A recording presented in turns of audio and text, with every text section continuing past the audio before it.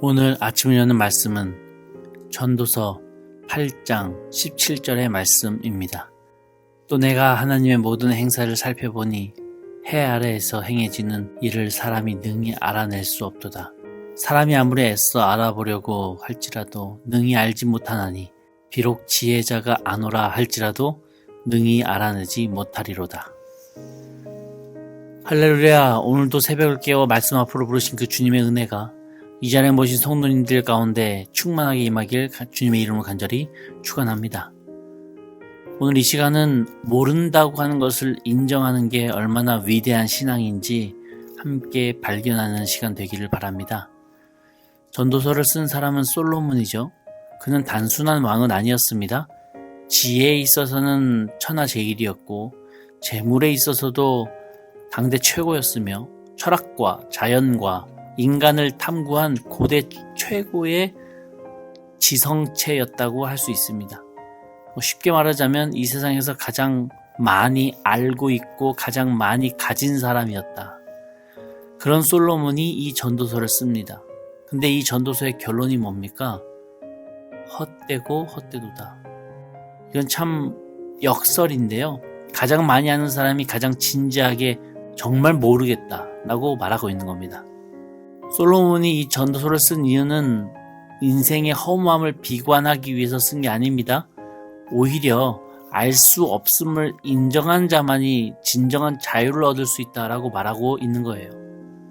오늘 본문 8장 9절부터 17절은 그 고백의 클라이막스에 해당되는 부분입니다.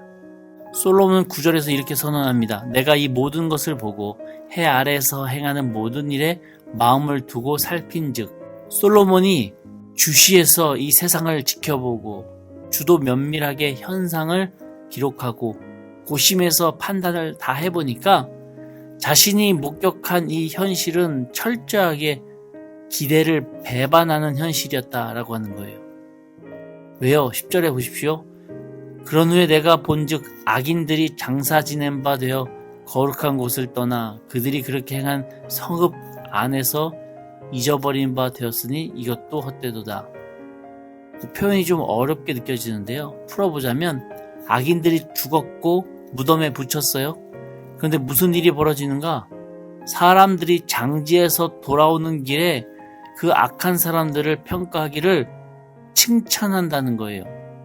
그것도 다른 곳이 아니라 바로 그 악한 사람들이 평소에 그 악행을 하던 그 성읍 사람들이 악인의 실태를 평생 모른 채 오히려 죽은 악인을 선한 사람이라고 의인이라고 칭찬하더라.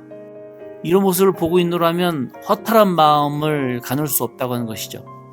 악하게 살다가 죽은 사람이 사람들 눈에는 좋게 기억됩니다. 심지어 종교적인 장소에서 예우받으면서 세상을 떠납니다. 11절에서는 그 악한 일을 하는데도 곧바로 벌이 내리지 않기 때문에 오히려 사람들이 더 담대하게 악을 행하고 있더라라고 고백을 합니다. 더 나아가 12절에서는 파격적인 표현이 나오는데요. 죄인이 100번이나 악을 행하고도 장수하더라. 100번이라고 말해요. 한두 번 실수한 게 아닙니다. 습관적으로 반복적으로 뻔뻔하게 계속해서 고의적으로 악을 행했는데 오히려 오래 살더라. 인과응보라고 하는 세상 법칙에 맞지가 않아요. 불합리해 보입니다.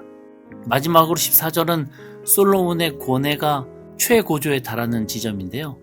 악한 사람이 받아야 할 형벌을 의인이 받는가 하면 의인이 받아야 할 보상을 악인이 받더라. 이렇게 거꾸로 된 현실.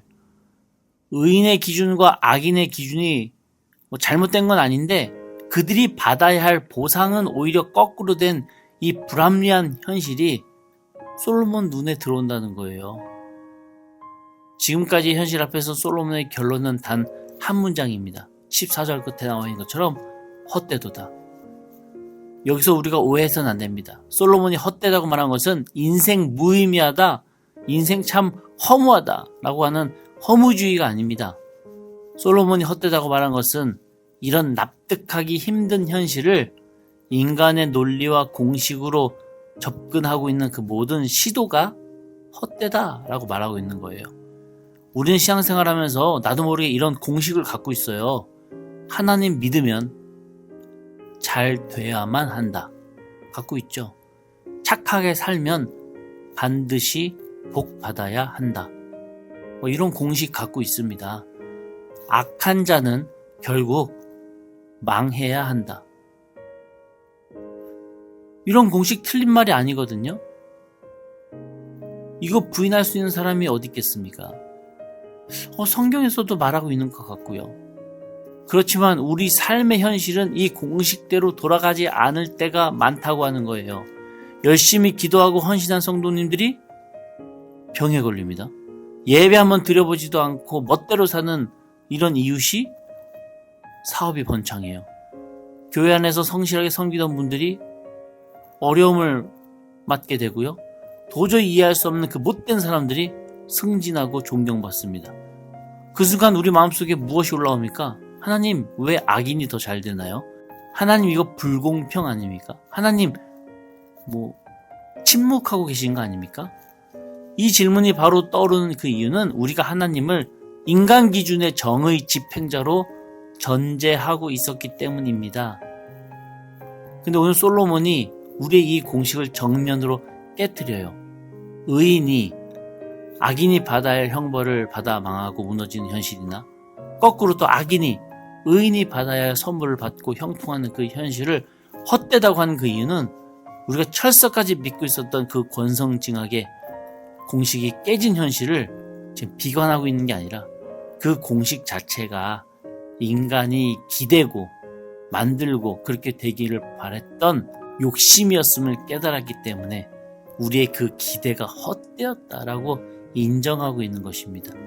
왜 권선징악, 즉 의인은 잘 되어야만 하고 악인은 망해야만 한다라고 하는 논리를 인간에게 적용하는 게 헛된지 아십니까? 의인은 잘 되어야만 하고 악인은 망해야만 한다. 왜 헛되냐? 의인이 없어요. 의인이 어디 있습니까? 이 세상에. 의인은 나는 잘 돼야 하고 악인인 저 사람은 꼭 망해야만 한다. 이게 누구의 정의입니까? 내 정의예요. 내 바람입니다. 하나님 보시기에는 그렇지 않을 수 있다고 하는 거예요. 어쩌면 하나님 보시기에는 우리 모두가 다 죄인이고 연약한 사람들이라고 하는 겁니다. 그럼 우리 모두 다 망해야죠. 이걸 깨달은 솔로몬은 절망하는 게 아니라 오히려 내려놓아지게 되더라. 마지막 절인 17절 보겠습니다. 또 내가 하나님의 모든 행사를 살펴보니 해 아래서 행해지는 일을 사람이 능히 알아낼 수 없도다. 사람이 아무리 애써 알아보려고 할지라도 능히 알지 못하나니 비록 지혜자가 아노라 할지라도 능히 알아내지 못하리로다. 이 17절 한 절에서 3번이나 알아낼 수 없다라고 솔로몬은 반복합니다. 천하의 지혜자 솔로몬이 나는 알아낼 수 없다라고 3번 고백하는 것은요, 포기하는 게 아니라 해방입니다. 16절 내용처럼 알아내려고 밤낮 잠을 설치던 사람이 드디어 멈추고 해방되었어요. 알아낼 수 없음을 인정하고 멈췄습니다. 여러분, 이 멈춤이 패배입니까? 아닙니다. 이 멈춤이 바로 지혜의 시작이더라 라고 하는 거예요. 인간적인 지혜를 끝내고 하늘의 지혜를 원하는 새로운 시작이라는 것이죠. 우리는 흔히 믿음을 이렇게 정의합니다. 믿음은 확신이다. 믿음은 답을 아는 것이다. 믿음은 하나님의 계획을 이해하는 것이다. 근데 솔로몬은 오히려 거꾸로 뒤집습니다. 진짜 믿음은 알 수 없음에도 불구하고 하나님 앞에 서게 되는 거. 하나님을 여전히 붙잡는 거. 이게 믿음이라는 거예요. 다 알면 우리가 하나님 붙잡겠습니까? 다 이해되면 우리가 주님 옆에 서 있겠습니까? 알 수 없음에도 불구하고 그 하나님 옆에 서 있는 거. 이게 믿음이라는 것이죠. 그 믿음은 약한 게 아니고 가장 강력한 믿음이라는 것이죠.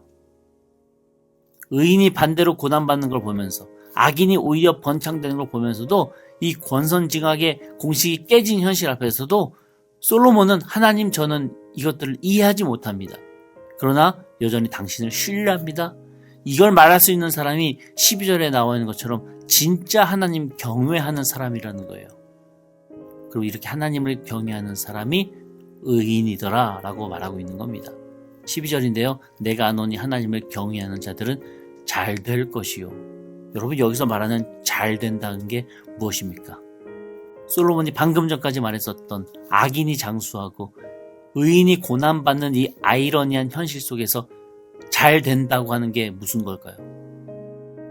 그래서 솔로몬이 고백하는 잘됨은 세상의 공식처럼 보이는 그 현실적인 번영이 아닙니다. 불완전한 현실 속에서도 흔들리지 않는 내적인, 심적인 마음의 안정, 심적 평안함, 이것이 바로 형통이고 이게 잘됨이라고 말하고 있는 거예요. 하나님 경외하는 사람은 현실이 공식대로 돌아가지 않는다 할지라도 믿음이 무너지지 않습니다. 왜냐하면 그는 처음부터 세상 공식에 기대하지 않았었고 하나님께 기대었었기 때문에. 이 새벽에 한 가지 묻고자 합니다. 혹시 나는 하나님께서 내가 생각하는 그 공식대로 움직이시지 않는다고 실망하고 있지는 않습니까? 열심히 기도했는데 응답이 없고 성실히 살았는데 최소한 나는 그렇게 생각하고 있는데 오히려 나는 손해보는 것 같고 분명히 옳은 길 걸어가고 있다라고 나는 생각하지만 결과가 좋게 따라주지 않아서 하나님 이게 맞습니까? 라고 원망하고 있지는 않으십니까? 오늘 솔로몬이 우리에게 말합니다. 그 마음 충분히 솔로몬도 알지만 솔로몬도 결국 하나님의 뜻을 이해하지 못했다는 것이죠.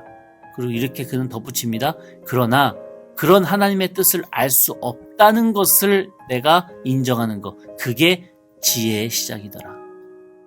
모른다는 것을 인정하고 그 모름 속에서 하나님의 손을 붙잡으십시오. 그 순간 헛됨은 끝이 아니라 시작점이 됩니다. 모름은 포기가 아니라 신뢰가 됩니다. 권성징악의 공식이 깨진 현실은 하나님의 부재가 아니라 하나님의 더 깊은 운행 방식이 됩니다. 이 새벽 해 아래 모든 것을 다 내 방식과 내 정의대로 알아내려고 하다 지쳐버린 그런 마음이 있으시다면 오늘 솔로몬처럼 이렇게 고백하길 소망합니다. 주님, 저는 모릅니다. 그러나 당신은 아십니다. 저는 그것으로 충분합니다. 이 고백 위에 선하신 하나님의 은혜가 충만한 주님의 자녀 되시기를 주님의 이름으로 간절히 축원합니다. 아멘. 우리 함께 기도하시겠습니다.